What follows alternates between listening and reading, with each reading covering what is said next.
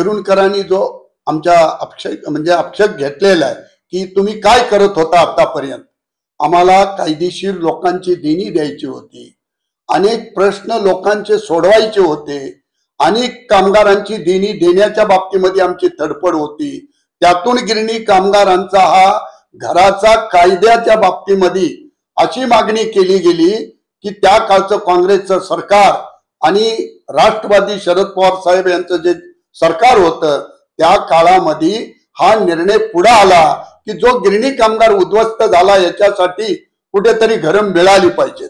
आता ही घरं म्हणण्यापेक्षा ही घरं मुंबईत किती होतात, किती मिळाली पाहिजेत याच्यावरती हे प्रयत्न चालू होते आणि त्या प्रयत्नाला यश आलं. भाऊंच्या काळामध्ये त्या काळचे विलासरावजी देशमुख हे मुख्यमंत्री होते आणि त्या काळामध्ये पहिली स्कीम जी राबवली गेली गिरणी कामगारांच्या घराची, ते उदाहरणार्थ ती नुहिंद मिल जी आहे घोडपदेवला, त्या ठिकाणी त्या कामगारांना जवळपास 7,000 घरं त्या ठिकाणी गिरणी कामगारांना देण्याचं काम पहिली ही सचिन भाऊंच्या राज्यमंत्री मंडळात आल्यानंतर गृहनिर्माण मंत्री म्हणून तिथून भाऊंनी सुरुवात केलेली आहे. हा जो येरुणकर अर्ध्या मेंदूचा अर्ध्या डोक्याचा माणूस, त्याने जर त्याचा स्टडीने अभ्यास केला असता तर कदाचित त्याच्या तोंडून एक शब्द येण्याला काहीतरी जनाची नाही तर मनाची वाटली पाहिजे. हा आमची भूमिका आहे ठाम. आणि जर अशा पद्धतीचे जे नाक खोटे आरोप करीत असतील तर यांना कुठेतरी त्यांची जागा आम्हाला दाखवावी लागेल, अन्यथा त्यांनी शानं बनून आपले जे वक्तव्य आहेत ते फेर मागे घ्यावेत अशी मी त्याला विनंती करतोय. आज 100-125 कोटी रुपये जे मिळत नव्हतं कामगारांना ते धन देखील देण्याचं काम केलेलं आहे. आणि जो आज काय 1,00,000-1.5 लाख असेल, 2.25 लाख कामगार असेल, शेवटच्या कामगाराला घर मिळेपर्यंत आमचा लढा हा संयुक्त राहणार आहे. त्याबद्दल आम्ही नेतृत्वाचं अभिनंदन करीत असताना प्रवीण येरुणकर, आज शेलू आणि वांगणी ह्या ठिकाणी तुम्ही जे लोकांना दिशाभूल करून कुठेतरी त्या म्हणताय ना दाग में कुछ काला है अशा पद्धतीच्या भूमिकेतून हा एक मार्ग तुम्ही अवलंबलेला आहे.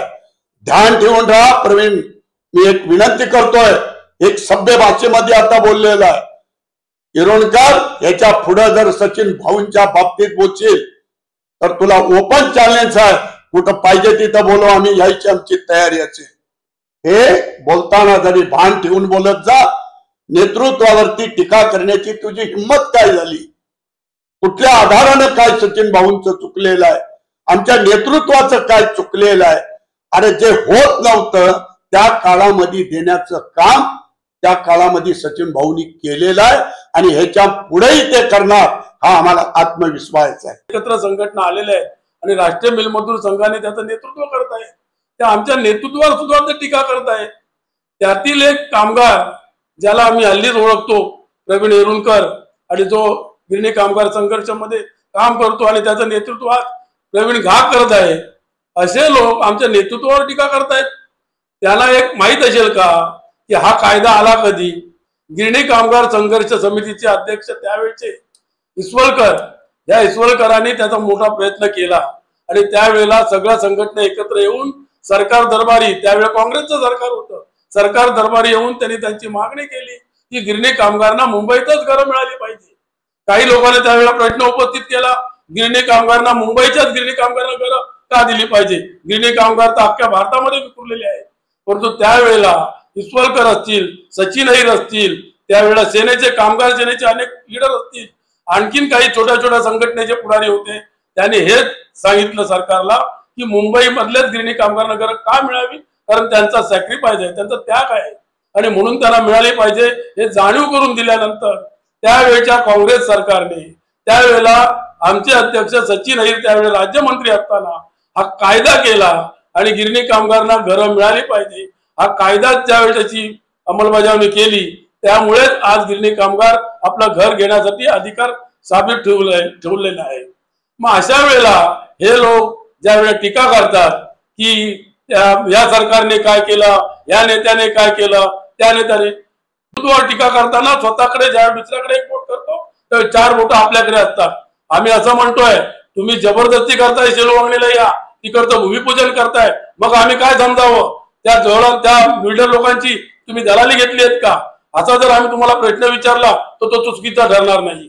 आणि म्हणूनच आम्ही एक म्हणतोय, आमचं नेतृत्व सातत्याने गिरणी कामगारांसाठी काम करत आलं. एकत्रपणे येऊन आपण सगळ्या गिरणी कामगारांना त्यांचं हक्काचं घर दिलं पाहिजे ही जाणीव असताना अशी चुकीची माहिती लोकांसमोर देऊन दुसऱ्यावर टीका करणं म्हणजेच अतिशय घाणेरडी वृत्ती आहे तुमची, असं मला या माध्यमातून बोलावं लागतंय. तरी सुद्धा माझी विनंती आहे, गिरणी कामगारांना घरं मिळायला पाहिजे असतील तर अशा वक्तव्यापासून दूर राहा. त्यातच तुमचं भलं आहे. नाहीतर कदाचित आम्हाला याच्याही पेक्षा मीडिया समोर येऊन तुमची सगळी लक्तर उतरावी लागतील. हेच मला या माध्यमातून आज सांगायचं आहे. त्यावेळेला ही वक्तव्य बंद करा एवढीच मी विनंती करत आहे. गिरणी कामगारांच्या या मोर्चावर एकत्रित संघर्षावर जी काही टीका केली जाते की मागे काय झालं ह्याचा आधार घेऊन त्या टीका केल्या जाते, नक्कीच त्या लोकांना मी एक सांगेन की त्या टीकेच्या माध्यमातून ते असं म्हणतात की जे काय पदरात पडतंय ते घ्यावं. खरं तर एक दुःख किंवा मनाला वेदना करणारे शब्द आहेत. मिळेल ते घ्यावं, पदरात घालून घ्यावं, ही जी एक काय मानसिकता आहे. गिरणी कामगारांचा संघर्ष हक्काचा संघर्ष आहे, तो भीक मागणारा संघर्ष नाही. त्यामुळे कुठेतरी मिळतंय ते घ्या हे बोलणं अत्यंत चुकीचं आहे. किंवा कुठेतरी जे बाहेरची घरं किंवा तिथल्या घरांना समर्थन करणारी मानसिकता आहे ती कुठेतरी नकारात्मकता गिरणी कामगारांमध्ये यावी आणि त्यासाठी अशी वक्तव्य करतायत. त्या वक्तव्यांमध्ये एक आणखीन वक्तव्य होतं की माननीय उपमुख्यमंत्री एकनाथराव शिंदे साहेबांनी GR तरी काढला, बाकीच्यांनी काय केलं? म्हणजे याचा अर्थ असा आहे की त्यांनी GR कुठचा काढला? मुंबईच्या बाहेरचा. गिरणी कामगार संघर्ष मुंबईतल्या अधिकारासाठी, मुंबईतल्या घरासाठी करत असताना मुंबई बाहेरचा GR काढणं आणि तो सक्तीचा करणं हे नक्कीच एखाद्या गोष्टीचं म्हणजे एखादा रुग्ण ज्यावेळी डॉक्टरकडे जातो आणि तो प्रयत्न करतो डॉक्टर, परंतु त्या प्रयत्नातून त्याला यश मिळत नसतं, परंतु एखादा डॉक्टर येतो आणि एखादे इंजेक्शन देऊन त्याला कुठेतरी मारून टाकतो किंवा त्याला शवपेटीपर्यंत पोहोचवतो. आणि त्या डॉक्टरचं समर्थन करणं म्हणजे एक इंजेक्शन देऊन त्यांनी त्याला मारला म्हणजे त्याला संपवला, जर असं त्यातून त्याला जर समर्थन करायचं म्हणजे संपवणारा जर एखादा योग्य असेल तर ती मानसिकता नक्कीच कुठेतरी चुकीची आहे. त्यामुळे अशा मानसिकतेचा आम्ही नक्कीच विरोध करतो. एकंदरीत जर आपण या संघर्षाचा विचार केला किंवा आता जो संघर्ष कुठेतरी यशाकडे चाललाय त्याला कुठेतरी त्याच्यामध्ये नकारात्मकता टाकून गिरणी कामगारांचं हे येणारं यश किंवा जी पुढे वाटचाल चालू आहे, यशस्वी वाटचाल चालू आहे, ती थांबवण्याचं काम जर कोण करत असेल तर त्यांना नक्कीच या माध्यमातून आपल्या मीडियाच्या माध्यमातून आम्ही एक विनंती करू की आजपर्यंत आम्ही विनंतीवर थांबलोय. जर तुम्ही नको त्या गोष्टी जर करून पुढे आणणार असाल, मुख्यमंत्र्यांनी दिलेल्या आदेशाप्रमाणे, उपमुख्यमंत्री एकनाथराव शिंदेनी दिलेल्या आदेशाप्रमाणे एक गोष्ट मात्र नक्की स्पष्ट झालेली आहे, ज्याला शेलू वांगणीला घर घ्यायचे त्यांनी ती घरं घ्यावीत. आमचाही त्या गोष्टीला विरोध नाही, परंतु गिरणी कामगारांची फसवणूक करून गिरणी कामगारांना खोटं सांगून तिथे जर पाठवत असाल आणि त्या गोष्टीचं समर्थन करत असाल तर नक्कीच गिरणी कामगार म्हणून किंवा गिरणी कामगार संघटनेचा प्रतिनिधी म्हणून आम्ही त्या गोष्टीला नक्कीच विरोध करू. आणि जर आमच्या नेतृत्वावर कोणी जर प्रश्नचिन्ह उपस्थित करत असेल तर त्याला येणाऱ्या काळात त्या पद्धतीने मात्र उत्तर दिलं जाईल.